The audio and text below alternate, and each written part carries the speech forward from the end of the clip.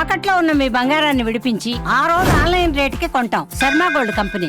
ఓం శ్రీ మహాగణాధిపతయే నమో నమః. ప్రధానంగా ఈ యుగాది నుండి ఏ నక్షత్రం వారికి ఏ ప్రభావం ఏ రకంగా ఉండబోతుంది అనేటువంటి విషయంలో మొదటిది అశ్విని నక్షత్రంలో 1, 2, 3, 4 ఈ 4 పాదాలలో జన్మించిన పురుషులు ప్రతి విషయమునందుయు కూడా ఆచి తూచి వ్యవహరించటం చాలా అవసరం. ఎందువలనంటే చండాల యోగం అనేటువంటిది ఆపాదించటం వలన వారికి మంచి జరిగినా చెడు జరిగిన ఆశ్చర్యపోకర్లా.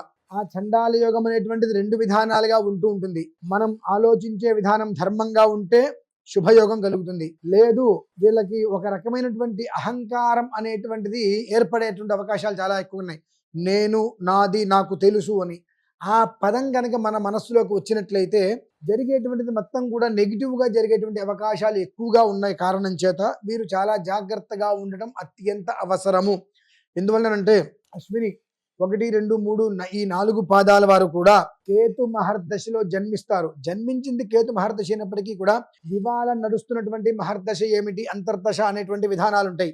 ఈ మహర్దశలకు మీ నక్షత్రానికి, మీ రాశికి, మీ లగ్నానికి ఈ పరాభవనామ సంవత్సరంలో ఉన్నటువంటి బృహస్పతి గురుస్థానాన్ని, రాజస్థానానికి, మంత్రి కుజస్థానానికి కూడా సంబంధం ఏర్పడి ఉంటుంది. కాబట్టి ఆ సంబంధం మిత్రత్వం ఉందా శత్రుత్వం ఉందా అనేటువంటి ఒక విధానముచే దాని ప్రభావం మనం ఎక్కువగా తీసుకోవాల్సిన పరిస్థితి ఉంటుంది. కాబట్టి ప్రతి విషయంలోనూ కూడా 1కి 2 సార్లు ఆలోచించి అడుగు ముందుకు వేయడం చాలా ఉత్తమం. అలాగే ఈ 4 పాదాలలో జన్మించినటువంటి స్త్రీలు ఎవరైతే ఉంటారో జాగ్రత్తగా కూడా కుటుంబాన్ని ఒక ప్రణాళికలో నడిపించుకుంటూ, మామూలుగా ఈ నక్షత్రంలో జన్మించినటువంటి స్త్రీలు సాత్విక లక్షణంతో కూడి ఉంటారు.